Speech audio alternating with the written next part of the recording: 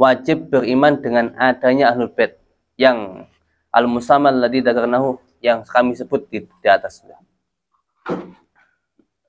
Yes. Yang pertama itu wajib bagi seorang mukallaf untuk beriman bahwa ahlul bait itu masih ada. Yang pertama. Yang kedua, ayat takida anna baqahum amnun lil ummah minad dhalal waz zaigh wal inhiraf. Harus beriktikad bahwa adanya mereka itu adalah sebuah keamanan untuk umat. Adanya mereka ahlul bait itu adalah keamanan untuk umat daripada kesesatan.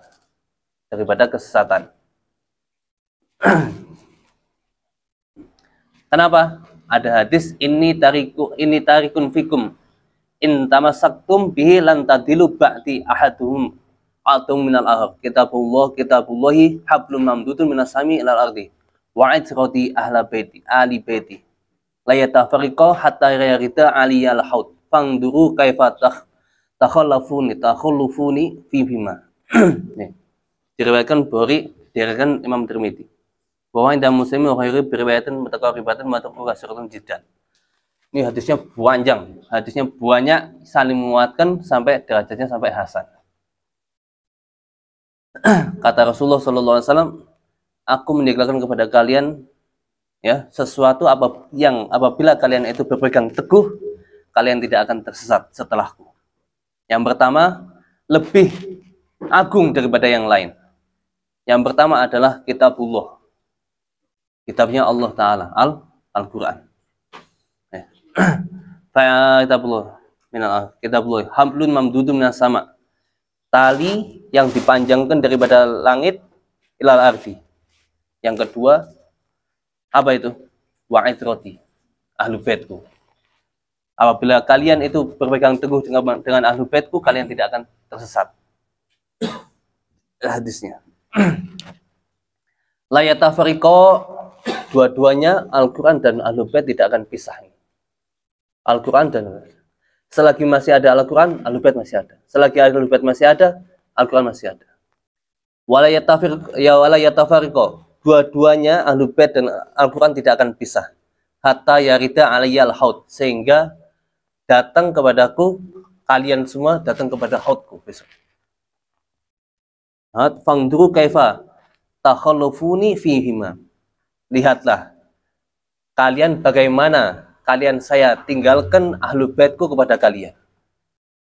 Yang ketiga bahwa ahlul bait adalah asaklusani fi hadil ummah. Asaklusani. Kan ini taraktu fikum sakolen. Sakolen ini yang pertama adalah Quran, yang kedua adalah ahlul bait. Sakolen apa sesuatu yang berat? Berat nggak? Kamu memegang para habaib, harus memuliakan, harus ini, banyak hak-haknya, berat. Makanya sakolen, berat. Yang keempat,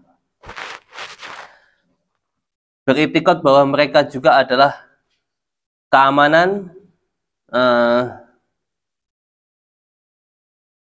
dan aman untuk keamanan ahlu bumi, penduduk bumi. Wa annahu idza wujida khilafun fil masalah min al-masail fa mamala ilahi ahlul bait fa huwa al-haq was-shawab. Jadi ahlul bait tadi bisa kita ya untuk keamanan daripada kesesatan. Yang keempat ini mereka adalah sebuah keamanan, ya.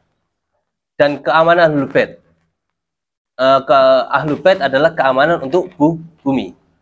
Kalau bumi ini khilafun fil masalah min masail, seandainya ada perdebatan masalah dari beberapa masalah, coba lihatlah para habaib, condongnya kemana, ikutlah mereka.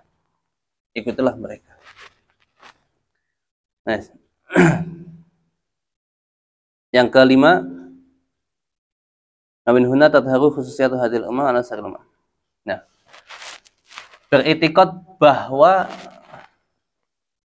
umat ini dimuliakan oleh Allah Ta'ala dengan ahlu baitnya. Dengan ahlu baitnya Rasulullah. Tidak ada nabi dari beberapa nabi yang setelahnya meninggalkan ahlu bait seperti halnya meninggalkannya Rasulullah kepada ahlu baitnya. Sampai sekarang. Adanya para habaib datang ke Indonesia, itu barokah nggak? Apa namanya, sebuah anugerah yang besar nggak? Anugerah yang besar. Tanpa ahlu bait, Indonesia nggak tahu ini jadi negara kafir atau negara apa, nggak tahu. Wali Songo itu datangnya dari Yaman. Awal-awalnya datangnya dari Yaman. Dengan tanpa Wali Songo, so, Indonesia kayak apa nanti? Ya, Indonesia jadi apa? Makanya adanya mereka itu anugerahnya Allah Ta'ala yang besar sekali. Setelah itu, nah saiki beliau menyampaikan keutamaan Ahlul Bait, semuanya kewajiban-kewajibannya. Beliau juga di sini mengatakan tambih, peringatan, wajib bagi Ahlul Bait jangan terbujuk akan nasabnya. Kenapa? Kalau terbujuk nasabnya, aku ngapain? Gak usah ngajar, gak usah ini, nanti kan masuk surga. Kalau kita ngelihat hadis-hadisnya seakan-akan, waduh, ini bikin Ahlul Bait bikin malas-malasan nanti. Kalau ngajinya jadi malas-malasan. Itu. Makanya kadang sebaiknya keutamaan Ahlul Bait jangan diberitahu dulu untuk Ahlul Bait untuk awal-awal. Kenapa? Dia nanti gunakan malas buat, aku ada jaminan surga. Kayak gitu. Nanti dia malas amalnya. Malas amal. Sebagian orang kayak gitu. Di sini bahkan beliau mengatakan jangan terbujuk sama nasab. Jangan bujuknya sama nasab. Sumala takhtak bin nasabi la wala takna bika nabi. Jangan terbujuk akan nasabmu dan jangan merasa menerima dengan bapakku itu loh, bapakku. Aku punya kakek, ini punya kakek kamu, punya kakek Asegaf, saya punya kakek alai terus atau pakai ini kakek ini. Bilang kayak gitu. Jangan terbujuk itu. Kamu punya kakek seperti itu. Berkahnya siapa? Kakek kamu itu. Kamu bisa dibanggakan nggak sama kakek kamu? Kamu ngomongkan saya punya kakek ini, punya kakek ini, punya kakek ini. Tapi kamu besok bisa dibanggakan nggak besok di hari kiamat di depan kakek kamu itu? Faslun al-fasl. Arkanul Islami khamsatun. Iya, itu. Syahadatu an la ilaha illallah wa anna Muhammadan Rasulullah sallallahu alaihi wasallam wa iqamus shalah wa ita'uz zakah wa shaumul ramadan wa hajjul baiti man istata'a ilaihi sabila. Ini kita mempelajari kitabnya kitab daripada kitab-kitab mukhtasar yang sangat ringkas ya. Yang sangat ringkas. Ada yang lebih ringkas daripada ini sebenarnya. Namanya Risalatul Jami'ah. Tipis banget. Lebih tipis daripada Safinah. Risalatul Jami'ah, ke atasnya lagi Safinah. Ke atasnya lagi ada namanya Mukhtasar Latif atau namanya Muqaddimah Zuhra. Ada Muqaddimah Kubra, yaitu Muqaddimah Dromiyah. Ke atasnya lagi Zubat, ke atasnya lagi Matan Ghayatut Takrib. Ke atasnya lagi untuk matan-matan ada apa lagi?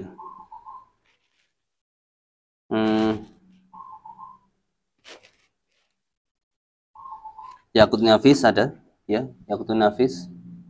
Salah Yaqut Nafis itu matan juga. Yaqut Nafis. Terus ada Umdatus Salik, ada Minhajut Thalibin. Itu matan-matan semua. Matan-matan semua. Dan ini termasuk paling ringkas Safinah. Paling ringkas. Madhab Imam Syafi'i itu kenapa lebih kuat? Madhab Imam Syafi'i karena punya murid, dari murid ke murid diriwayatkan oleh beberapa orang yang penulis. Punya murid-murid penulis. Murid-muridnya Imam Syafi'i punya murid lagi, penulis lagi. Makanya tertulis semakin kuat sampai sekarang daripada Syafi'iyun, beberapa ulama Syafi'i Itu penulis-penulis sampai sekarang. Makanya kuat madhabnya. Seperti kalian kayak gini, nulis-nulis kayak gini. Kenapa? Seperti itulah cara kita belajar daripada Syafi'iyah. Saya belajar dulu, saya nulis-nulis ke guru-guru kami. Guru-guru kami juga menulis-penulis, guru-gurunya lagi penulis-penulis semua. Makanya diriwayatkan oleh Imam Syafi'i. Imam Syafi'i diriwayatkan oleh murid-muridnya, murid-muridnya diriwayatkan oleh murid-muridnya sesuai kurunnya masing-masing.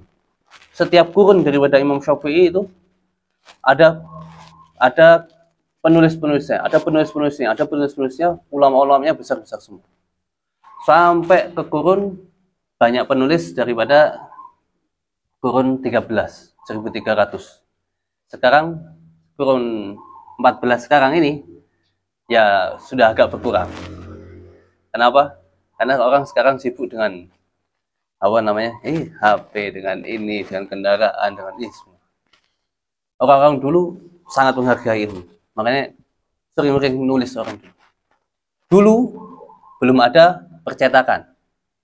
Belum ada fotokopi. Bagaimana untuk dapat kitab? Nulis. Nyalin. Iya kan? Orang dulu pengen punya kitab.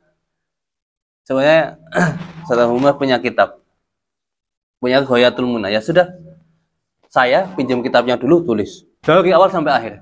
Kira-kira nulis saja sudah dapat ilmu. Kayak gitu dulu. Belum nanti mempelajari. Belum orang yang kekuatan hafalannya kuat-kuat. Tulis sambil hafalan.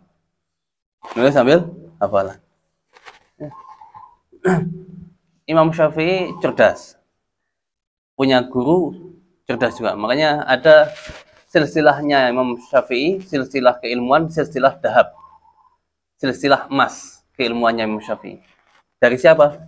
Daripada Rasulullah SAW. Rasulullah SAW itu mengajarkan kepada sahabat-sahabat. Sahabat siapa? Termasuknya ada Abdullah bin Umar. Abdullah bin Umar punya murid namanya Imam Nafi. Imam Nafi punya murid Imam Malik. Siapa namanya? Imam Nafi punya murid Imam Malik.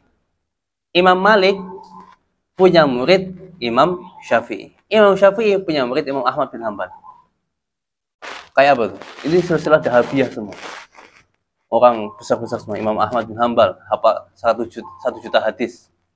Imam Ahmad bin Hanbal hafal 1 juta hadis. Kita 40 saja, Arba'in Nawawi saja udah balik-balik.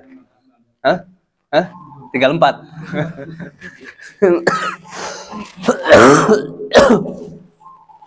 Tinggal 4. 1 juta hadis ya. Hadis. Imam Ahmad bin Hanbal, Imam Syafi'i, cerdasnya luar biasa Imam Syafi'i. Imam Syafi'i mulai daripada kecil beliau hafal Quran, umur 7 tahun hafal Quran. Umur 9 tahun hafal Muwatta. Muwatta segini besarnya. Hafal dalam waktu kurun 9 hari di jalan. Di jalan sambil berangkat ke rumahnya Imam Malik. Mau ngaji, hafalin kitabnya Imam Malik dulu. Mau ngaji. Itu mereka seperti itu. Sudah umur berapa? 7 tahun hafal Quran, 9 tahun hafal Muwatta. Dan hafalnya dalam waktu 9 hari. Segini 9 hari. Ya Allah. Kita 9 hari bisa kayak gini. 2 minggu kemarin ditanyain ini. Jangan-jangan pada lupa jangan-jangan ini. Umur 15 tahun sudah menjadi mufti. 15 tahun sudah menjadi mufti. Termasuknya yang mulai daripada kecil sudah ngajar, termasuknya Sufyan Ats-Tsauri. Mulai dari masa kecilnya sudah ngajar. Kadang Sufyan Ats-Tsauri kadang lagi main. Sama teman-temannya lagi main. Lagi mainan sama teman-temannya. Muridnya orang besar-besar, orang tua-tua. Lagi main udah selesai. Udah kumpul semua muridnya, ayo udah selesai mainnya, ayo ngajar. Oh iya. Lagi main, dipanggil, ayo ngajar. Ngajar duduk, ngajar. Ya Allah, masih mainan. Masih punya sifat kekanak-kanakannya masih ada. Mainan dulu. Sekarang punya anak, kita punya anak, sibuknya dengan HP. Mainan HP, mainan HP.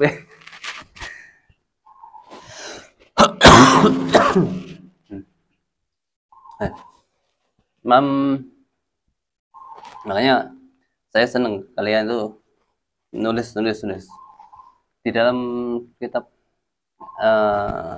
kalau nggak salah siapa lupa saya namanya, ada syair, mama min katibin illa sayabla, mama min katibin illa sayabla, wa yukiddahu maka dapat yatahu, fala taktub bika khaira syai'in yasurka yaumal qiyamati antarahu.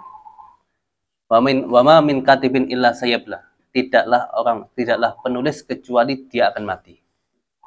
Semua penulis akan mati. Wa yukiddahu maka dapat yatahu, dan masa ini akan mengabadikan apa yang dia tulis. Masa-masa ini, zaman akan mengabadikan apa yang kita tulis. Maka dari itu, fala taktub bika khaira syai'in, maka janganlah kamu menulis kecuali sesuatu ya surga, yang membuat kamu bahagia besok dari kiamat kamu melihatnya. Jangan tulis sesuatu dengan tanganmu kecuali sesuatu yang besok di hari kiamat kamu akan bahagia melihatnya. Jangan nulis cacian-cacian di internet. Tulis yang baik-baik. Tulis yang baik-baik. Kenapa? Zaman ini akan mengabadikan apa yang kita tulis.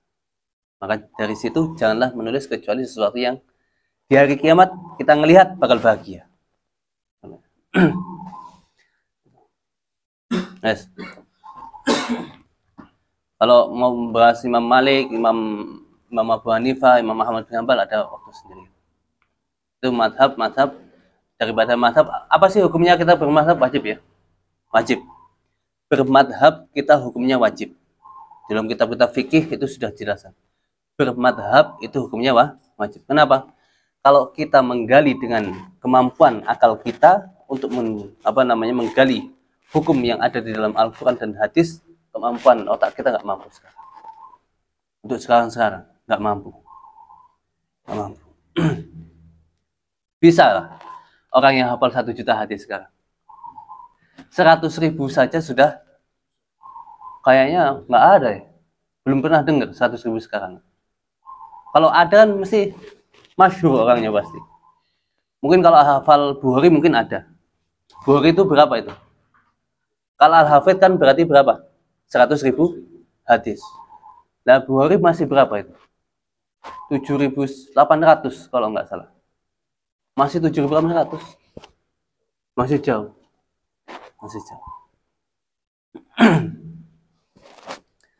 Nah, orang baru belajar hadis 1, 2, 3 sudah menjadi mujtahid. Masya Allah jadi mujtahid. Jadi mujtahid. Makanya jauh sekarang. Sudah, kalau kita nggak ikut pendapatnya Imam Syafi'i, nggak kita bermadhab, kita nggak bakal bisa memahami Al-Quran dan hadis. Kalau kita mengikuti pemahaman kita, orang kita nggak punya ilmu. Mau menggali hukum daripada Quran dan hadis. Dari mana? Imam Syafi'i 1 hadis bisa ketemu 70 hukum loh. Imam Syafi'i 1 hadis bisa menemukan 70 hukum Imam Syafi'i.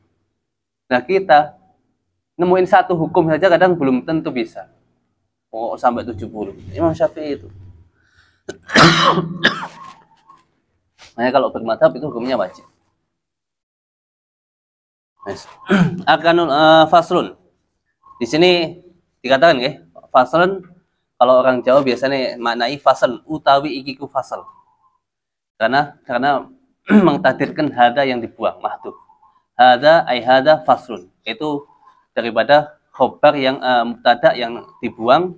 Jadi ini adalah khobar daripada mubtada yang dibuang. Ay hada faslun. Makanya ini marfu'nya dari mana ini marfu'nya? Dibaca rofa'nya. Dibaca marfu'nya daripada mubtada yang dibuang. Kenapa dia menjadi khobarnya? Al-faslu lughatan. Al-faslu dari fasl lughatan dan lughatan itu al-hajiz kang penghalang baina syai'aini dalam antara loro. Kita membahas fasal dulu ya. Fasal ada kitab, ada bab. Karena di dalam kitab-kitab fikih kan ada itu pembahasannya. Yes. Yang dikatakan fasal itu adalah al-hajiz. Apa? Penghalang daripada sesuatu. Di antara dua sesuatu. Apa ini? Ini. Satir. Penghalang. Al-hajiz. Fasal itu.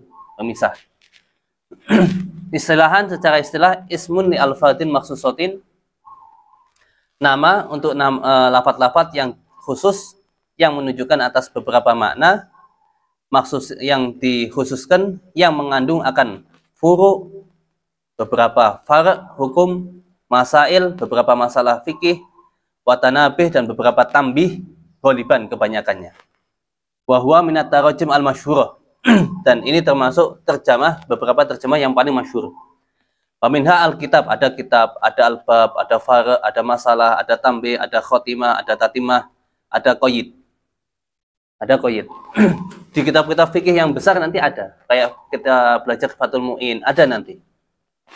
Di Fathul Qorib itu juga ada. Kalau di sini masih fasal. Nah, apa itu kitab? Kitab lughatan al-dhamm wal jam'u. Dhamu kumpul, wal jam'u maksudnya kumpul. Wastilahan sebuah kumpulan ya. Wastilahan ismun, nama untuk jenis dari beberapa hukum. Kitabus shalah, kitabut thaharah, kitabuz zakah, ya kan?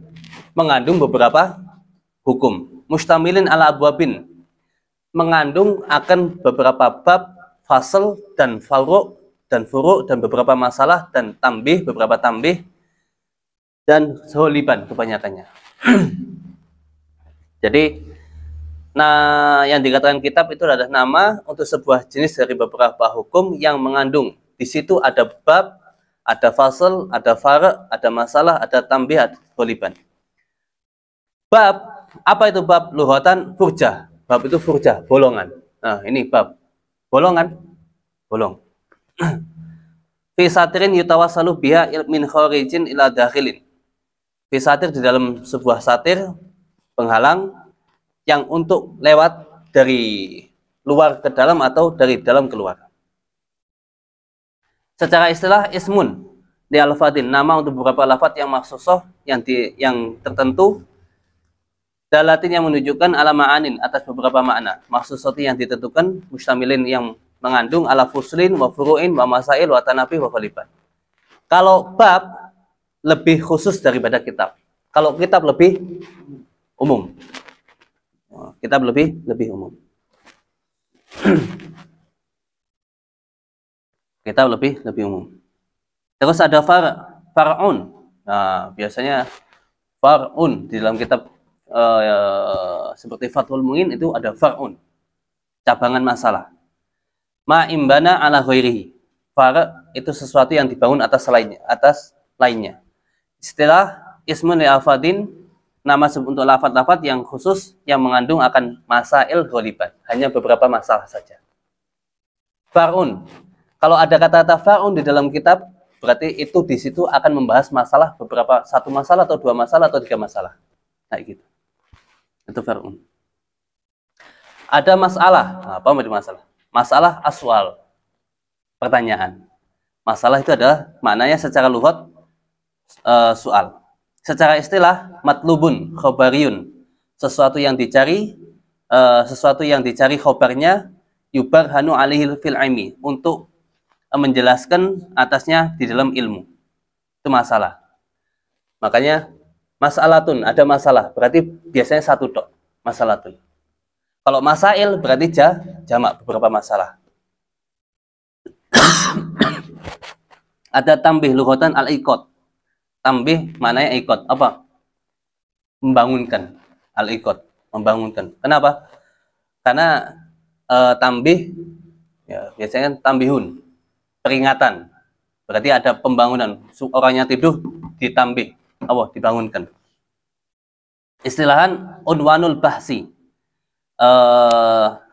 Alamat pembahasan yang disusulkan yang telah dahulu isyarahnya, yang telah dahulu taqaddamat lahu katui alladhi ya, apa isyarat isyarah. Bihaisu yufhamu minal kalam as-sabiq ismalan. Dengan sekiranya bisa dipaham dari kalam yang telah lampau secara ijmal. Jadi ini ada susulan. Kalau ada kata-kata tambih, berarti ada susulan beberapa masalah. Ada susulan di depan sudah membahas masalah ini, tiba-tiba kok ada tambih. Berarti di sini akan membahas masalah yang telah lampau kemarin. Yang telah lampau, yang masih berhubungan. Yang penting tambih itu. Khotimah. Kalau khotimah lughatan biasanya khotimatun, pungkasan. Akhirus syai', secara lughat itu adalah akhir sesuatu. Secara istilah nama untuk lafaz-lafaz yang tertentu yang menunjukkan atas beberapa makna yang tertentu yang dijadikan untuk akhir kitab atau akhir bab. Biasanya khotimah paling akhir itu, pungkasan. Tatimah, ma tutimah bil kitab awil bab, sesuatu tatimah hampir sama dengan khotimah. Penyempurna juga, penyempurna untuk kitab dan atau bab. Ada qayyid, ma ji'a bihi li jam'in aw man'in aw bayanin aw bayani waqi'in. Sesuatu yang didatangkan untuk menjamakkan ya atau mencegah atau bayan waqi'in. Qayyid. Seperti halnya contohnya kayak apa? Di sini aqwalun wa af'alun. Ya, aqwalun wa af'alun. Af'al itu qayyid. Muftatahatun juga qayyid. Makanya tujuannya untuk membedakan antara yang lain-lainnya. Itu namanya qayyid. Libayani waqi'in atau mengumpulkan qayyidnya ini, qayyidnya ini, qayyidnya ini. Sudah.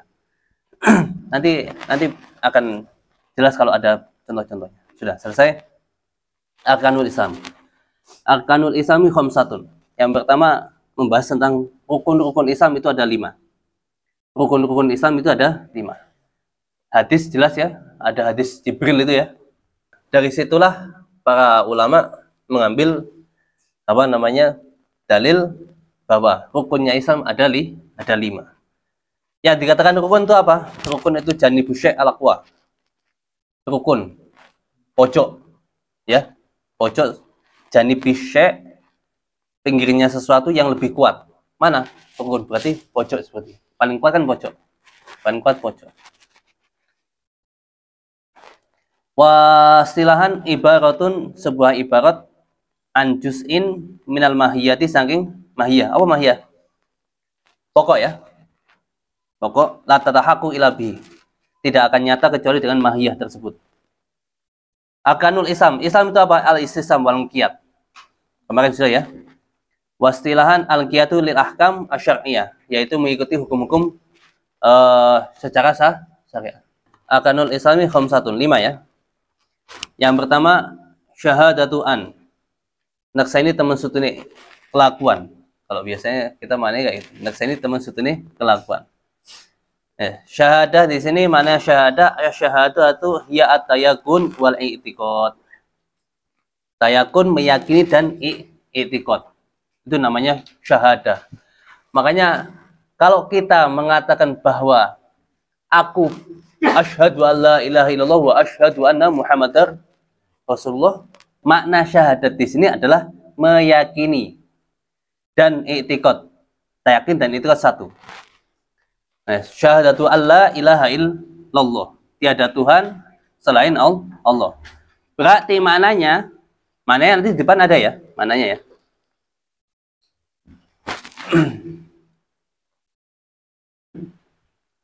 Wal ilah huwa fil asli. Wal ilah huwa fil asli al-ma'bud. Kata-kata al-ilah di dalam asalnya itu adalah sesuatu yang disembah, walaupun dengan tanpa hak. Itu orang Kristen nyembah salib, orang Hindu nyembah patung-patung kayak gitu. Itu bisa dikatakan al-ilah nggak? Bisa dikatakan al-ilah. Bi ghairi haqqin wal murad huna al-ma'bud bihaq. Tapi yang dikehendaki di sini al-ilah di sini, ilallah di sini adalah yang hak. Yang hak. Berarti siapa? Allah Subhanahu wa taala.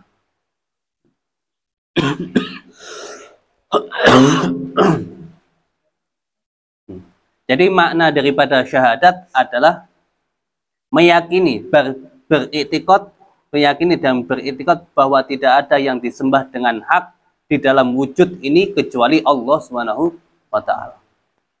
Dan sesungguhnya Sayyidina Muhammadan Rasulullah itu adalah utusan sesungguhnya, dan saya bersaksi bahwa sesungguhnya, saya bersaksi dan beryakin bahwa Nabi besar Muhammad SAW adalah utusannya Allah. Utusan kemana? Di sini dikatakan ilal insi wal jinni ijma'an, kepada manusia dan jin. Kepada manusia dan jin. Loh, jin ada yang Islam nggak sekarang? Ada. Sampai sekarang masih ada yang Islam, jin. Kalau kita ngelihat surat jin ya, kalau ngelihat ke mana namanya, ke tafsirnya ada tentang jin kepada Rasulullah SAW, beriman kepada Rasulullah, lalu disuruh Rasulullah untuk berdakwah di kalangan jin. Wa kata al malaikah halal mu'tamad. Apakah Rasulullah itu diutus kepada malaikat? Naam. Rasulullah juga diutus kepada malaikat. Yang mu'tamad, nah, ada qaul yang mu'tamad, yang kita itimati, yang kita pegangi bahwa Rasulullah Shallallahu Alaihi Wasallam itu diutus kepada malaikat. Loh, tujuannya apa? Mengutus pada malaikat. Tujuan di situ, sedangkan mereka beriman kepada Allah Taala, tidak akan bermaksiat kepada Allah Taala. Namanya irsalut tashrif namanya. Diutusnya Rasulullah ke malaikat adalah untuk memuliakan malaikat di situ. Yes.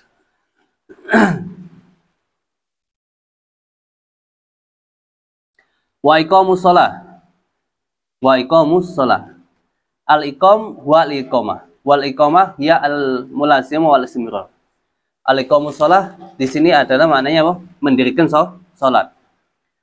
Wal iqamah maknanya apa? Al mulazimah, melanggengkan. Selalu melakukan salat. Selalu melakukan salat. Al mulazimah wal istimrar. Al mulazimah wal istimrar. Selalu melakukannya dan terus-menerus. Salat lughatan addu'a. Salat lughatan addu'a. Wakilah mutlaqon. Du'a mutlaqon. Wakilah bi khairin. Wa syar'an aqwalun wa af'alun muftatahatun bitakbir. Ucapan dan perbuatan yang dimulai daripada takbir, yang dipungkasi, yang dipungkasi dengan tasbih. Ghaliban. Pakai lafaz go. Kenapa? Karena untuk mengecualikan beberapa orang. Orang yang disalib, yang ditali, sholatnya gimana? Bisa gerak nggak? Nah, untuk pengecualian itu. Makanya aqwalun wa af'alun. Di belakang pakai kata-kata ghaliban. Kebanyakannya seperti itu sholatnya mereka. Orang yang bisu bisa akwal nggak? Ya nggak bisa. Dan terus sholatnya gimana? Ya nggak bersuara. Makanya pakai kata-kata ghaliban. Kebanyakannya seseorang kalau sholat itu pakai akwal, pakai af'al. Untuk mengecualikan beberapa orang, yaitu orang yang bisu, yang nggak bisa mengucapkan, orang yang disalib, orang yang ditali di sebuah tempat yang nggak bisa bergerak. Wajib sholat nggak? Wajib ya. Wa ita'u zakah, makna ita itu apa? Al-ita, memberikan zakat. Zakat secara lughatan an-nama wa tadhir. Nama itu muda-muda. Zakat. Orang yang memberikan zakatnya berarti secara tidak langsung dia menumbuhkan hartanya. Apa? Memberkahkan hartanya. Apa? Selalu mundake bondone. Hartanya akan selalu naik terus. Kalau dia itu berzakat. Makanya kata-kata zakat lughatan an-nama wa tadhir. Untuk menyucikan, mana juga menyucikan. Syara'an ismun lima yuhraju an malin au badanin ala wajin maksusin. Secara syariat yang dikatakan zakat itu adalah nama untuk sesuatu yang dikeluarkan daripada harta atau badan atas jalan yang tertentu. Zakat kan ada kalanya sebab harta, ada kalanya karena apa? Badan. Zakat apa? Zakat fitrah. Kalau mal, nanti kita bahas juga. Paling banyak mal. Nah. Wasomu Ramadan. Wasomu Ramadan. Di dalam zakat, sholat dan zakat. Sholat dan zakat. Ya. Tidaklah disebutkan sholat kecuali bersamaan zakat. Kebanyakannya. Maka dari itu Sayyidina Abu Bakar tidak akan memisahkan antara zakat dan sholat. Orang yang meninggalkan zakat berarti meninggalkan sholat, kata Sayyidina Abu Bakar. Orang yang meninggalkan zakat saya akan perangi. Wasomu Ramadan. Puasa bulan Ramadan. Asom. Lughatan secara lughat al-imsak, menjaga diri. Wasyar'an imsakun maksusun, menjaga diri daripada sesuatu yang khusus atas jalan yang khusus dengan niat yang khusus. Nanti kita bahas juga. Wahajil baiti manis satu ilaihi sabila. Haji bait yang kelima ya. Yang kelima al-haji. Haji ke Baitullah bagi orang yang mampu daripada jalannya. Manis satu ilaihi sabila. Wahji manis satu man wong istata'a kang mampu sapa man ilahi maring haji bait apane sabilan dalai. Mampu. Al-haju lughatan al-qasdu. Wa syar'an qasdu baitin biyatin nusuk. Yang dikatakan haji secara lughat itu al-qasdu, menyengaja diri. Syar'an qasdul bait, menuju ke Baitullah dengan niat ibadah, nusuk. Wal bait di sini adalah yang dikehendaki adalah Ka'bah. Istata'a atau qadara wasabil atari. Jalan ya, jalan. Yes, itu rukun Islam 5. Rukun Islam 5. Dari sini para musannif, para pengarang-pengarang kitab fikih-fikih biasanya mereka mendahulukan tentang masalah bab sholat. Bab tauhid sudah ya. Tauhid sudah. Setelah itu biasanya bab sholat. Tuh. Karena sholat tidak akan sah kecuali dengan wudhu, maka wudhu itu didahulukan. Makanya kitab Toharoh biasanya didahulukan. Kitab Toharoh baru kitab sholat. Kenapa? Karena al-wasail hukmul maqasid. Al-wasail hukmul maqasid. Al-wasail. Sholat tidak akan sah kecuali dengan wudhu. Berarti wudhu itu adalah wasail. Maqasidnya adalah sholat. Maka sholat hukumnya fardu, berarti wudhu juga hukumnya fardu. Maka dari situ, karena syarat sahnya sholat itu harus bersuci, maka bersuci didahulukan.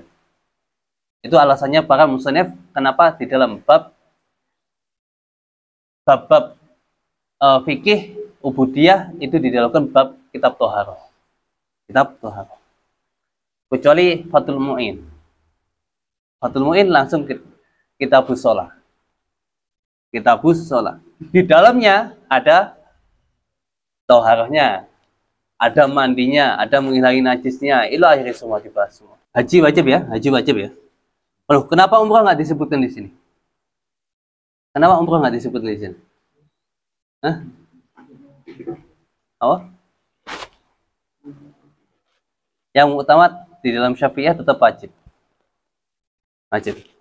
Tapi yang tidak bisa yang tidak bisa dipungkiri adalah nas yang sharih bahwa haji itu adalah wajib. Maka ada yang mengatakan umrah itu hukumnya wajib tabaan dari haji. Karena seseorang haji pasti umrah. Haji itu umrah. Tabaan. Wajibnya tabaan. Makanya haji tok. Yang disebut adalah haji. Wahijul baiti. Umrah kok enggak?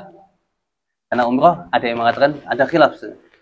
Ada khilaf di dalam kewajibannya. Kalau syahadat jelas ya. Salat, puasa, zakat ya. Ini termasuk sesuatu yang tidak bisa dipungkiri oleh orang yang awam, oleh orang yang alim. Mereka tahu semua bahwa hukum sholat, puasa, zakat, haji itu hukumnya wajib. Makanya seseorang yang mengingkari kewajiban sholat, zakat, haji, puasa itu kafir, murtad. Dia murtad. Na'udzubillah ini enggak. Kenapa? Karena sesuatu yang maklumun minaddin bidarurah namanya. Maklum diketahui daripada agama secara pasti. Maksudnya apa? Secara pasti, baik orang awam atau orang alim tahu hukumnya. Namanya maklum minaddin bidarurah. Contohnya kewajiban sholat, kewajiban zakat, kewajiban puasa, dan kewajiban haji bagi orang yang mampu. Sudah, itu kewajiban. Atau keharaman-keharaman. Zina, LGBT, ya. Apalagi yang haram-haram jelas. Khamr, judi, babi, dan lain-lainnya. Secara Quran, secara jelas. Bagi orang yang mengingkari kewajiban, mengingkari sesuatu maklum minaddin bidarurah, kafir. Mengingkari. Mengingkari hukum haramnya zina berarti dia murtad, kafir langsung. Seketika langsung. Mengingkari kewajibannya sholat, kewajibannya zakat, murtad.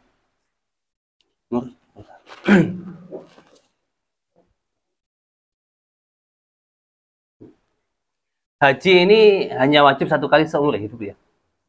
Kita Syafi'iyah, haji wajib satu kali seumur hidup. Haji. Yang puasa setiap tahun. Puasa. Terus apa lagi? Zakat. Ya kalau yang wajib. Atau zakat fitrah. Zakat fitrah setiap tahun. Zakat mal nanti ya. Sesuai kalau dia itu kita sudah punya. Artinya sudah satu nisabnya. Sholat setiap hari. Makanya orang yang meninggalkan sholat itu beda-beda. Ada orang yang meninggalkan sholat dalam keadaan kaslan, malas-malasan, tapi masih tahu hukumnya, bahwa hukumnya tetap wajib. Dia masih punya keyakinan bahwa hukumnya wajib, tapi dia malas. Maka bagi dia dihukumi tetap Islam. Kalau kita ngelihat orang yang meninggalkan sholat, itu dilihat dulu. Kalau dia itu meninggalkan waktu duhur, belum sholat. Di waktu duhur belum sholat. Ditunggu sampai waktu asar. Belum sholat juga. Biarin dulu. Kalau sampai waktu asar habis sampai waktu maghrib, baru wajib istitabah, wajib suruh tobat dulu. Suruh tobat. Kalau nggak mau tobat, hakim nanti yang akan memotong lehernya. 2 kali sholatan. Yang bisa dijamak ya? Kenapa? Harus nunggu waktu asar dulu, karena waktu duhur dan waktu asar bisa dijamak. Makanya waktu darurat di situ. Kalau subuh, dengan habisnya subuh belum mau sholat, pemerintah yang wajib ya. Pemerintah datengin, suruh sholat, suruh tobat, nggak mau, potong lehernya. Langsung kalau subuh. Kalau Indonesia dilakuin itu, sepertiga penduduk Indonesia habis kayak. Itu tarikus sholat. Istitabahnya wajib, sunnah. Suruh tobatnya sunnah. Dalam arti pemerintah seandainya memegang orang yang meninggalkan sholat langsung dibunuh, boleh. Kita bicara hukum ya, bicara hukum Islam seperti itu. Kalau pemerintah tiba-tiba langsung megang orang nggak mau sholat, penggal, al-gujunya ya sudah, nggak apa-apa. Cuma dia sunnahnya sebenarnya suruh istitabah, suruh tobat dulu. Orang yang murtad, na'udzubillah, orang yang mengatakan bahwa sholat nggak wajib, maka istidabahnya hukumnya wajib. Kenapa? Karena kalau dia langsung dibunuh, dia dalam keadaan kafir masih.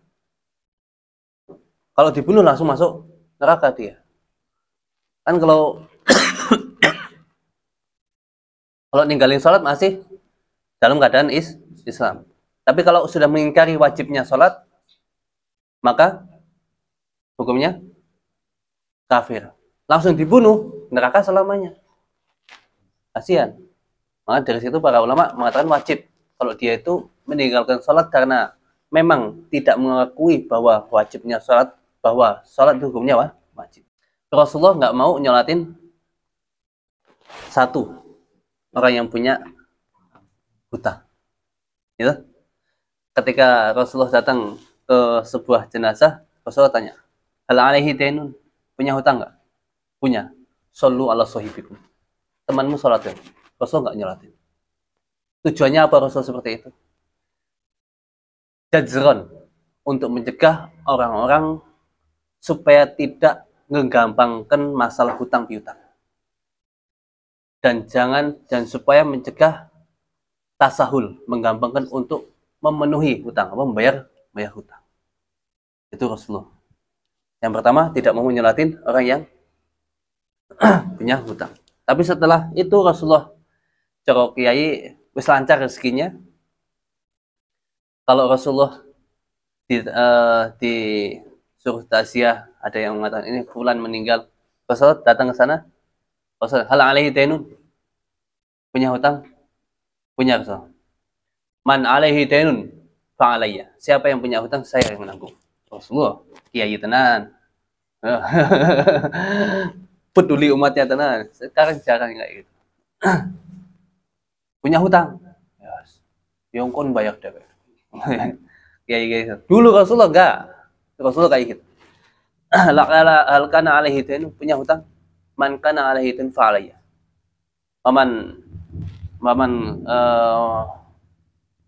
Dan barang siapa yang punya uang harta warisan, maka untuk ahli waris. Rasul nggak minta. Rasul nggak. Yang kedua, Rasulullah nggak nyolatin orang yang bunuh diri.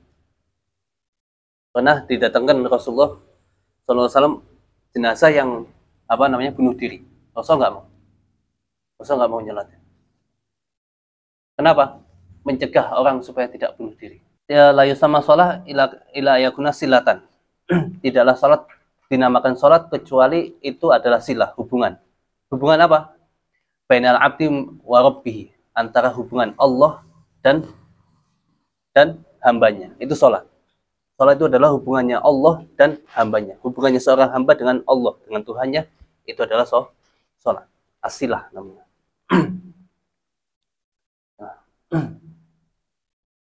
Orang yang menjaga sholat macam-macam ya. Orang yang menjaga sholat macam-macam. Ada kalanya orang sholat itu awal waktu. Besok akan didatangkan tiga orang di hari kiamat yang datang golongan pertama. Wajah-wajahnya bersinar seperti matahari. Ditanya, antum, siapa kalian itu? Malaikat tanya, nahnu al-muhafiduna al-sholah. Kami adalah orang-orang yang menjaga sholat. Bagaimana cara kalian itu menjaga sholatnya? Kami di masjid, ya, kami sebelum adzan dikumandangkan sudah di masjid. Sebelum adzan dikumandangkan, kami sudah di masjid. Ada yang kayak gitu? Ada muadzin. Muadzin pantas kayak gitu. Yang kedua, didatangkan kaum, golongan manusia. Wajah-wajahnya mereka seperti hanya rembulan, bulan, purnama. Ditanya mereka, siapa kalian? Man antum? Nahnu al-muhafiduna ala sholat. Kami adalah orang-orang yang menjaga sholat. Bagaimana cara kalian menjaga sholatnya? Kami dengar adzan, kami berwudu. Baru wudu, baru berangkat sholat. Baru berangkat sholat. Berwudu, dengar adzan, dan ketika adzan kami sudah sudah di tempat sholat. Yang ketiga, apa ini? Kaum datang dengan wajah-wajah seperti hanya bintang-bintang, kecil-kecil, berarti nggak begitu terang, nggak begitu terang. Kalian siapa? Kan nahnu al-muhafiduna ala salat. Kami yang menjaga salat. Orang-orang menjaga salat. Bagaimana cara kalian untuk menjaga salatnya? Kami datang ke salat bersama dengan iqamah. Zakat, zakat, keutamaan zakat banyak ya. Tidaklah harta dizakati di dalam bumi kecuali akan diselamatkan oleh Allah Ta'ala. Harta itu. Kita kalau punya harta dizakatin, insya Allah tidaklah harta berada di lautan atau di daratan, kalau dizakati akan selamat. Akan selamat. Ada hadis seperti itu, kurang lebih artinya seperti itu.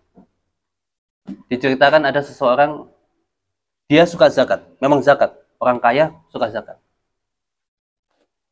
Dia mau ngirim barang ke negara lain lewat kapal. Terus setelah itu diberi kabar oleh orang-orang bahwa kapalnya itu tenggelam. Orang-orang pada teriak, "Pak, harta engkau tenggelam di kapal, dibawa kapal itu." Enggak. Saya yakin Rasulullah SAW itu benar. Tidaklah harta yang sudah dizakati kecuali Allah Ta'ala, dizakati di daratan atau di lautan akan diselamatkan oleh Allah Ta'ala. Sudah selesai. Akhirnya orang kaya tersebut mencari hartanya. Ternyata apa? Hartanya selamat. Kapalnya penuh, nggak bisa dikebawa. Ininya, barangnya dia nggak kebawa. Apa? Selamat akhirnya. Benar nggak kata Rasul? Selamat, selamat kan? Selamat. Walaupun nggak kebawa, walaupun nggak bawa. Selamatnya dengan tidak dibawa. Ya. Kalau kita ngelihat ke kitab-kitab fikih nanti di fatwa-fatwa itu ya, itu ya, ada orang yang punya tanah dan tanah itu cukup untuk haji, wajib bagi dia untuk menjual tanah itu untuk haji. Yang penting ya dengan syarat-syarat yang lain ya, keluarganya sudah tercukupi, ini keluar apa namanya, untuk nafkah, untuk selama ditinggalkan itu cukup semuanya, itu dengan syarat-syaratnya.